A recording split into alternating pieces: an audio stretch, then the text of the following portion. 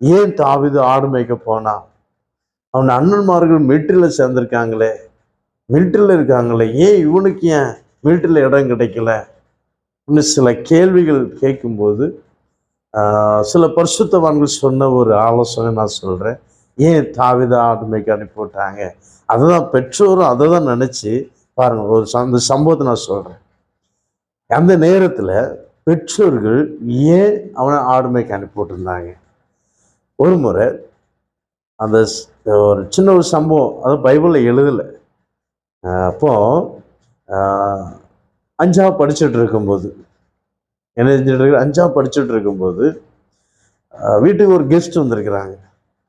Guest வந்தப்போ அம்மா சொல்லியிருக்கிறாங்க, ஐயா ஒரு பாக்கெட் பாலும் 1 கிலோ அரிசியும் வாங்கிட்டு வாயான்னு அனுப்பி விட்ருக்குறாங்க. இப்போது நான் ஷார்ட்டாக சொல்கிறேன், போயிருக்கிறாரு.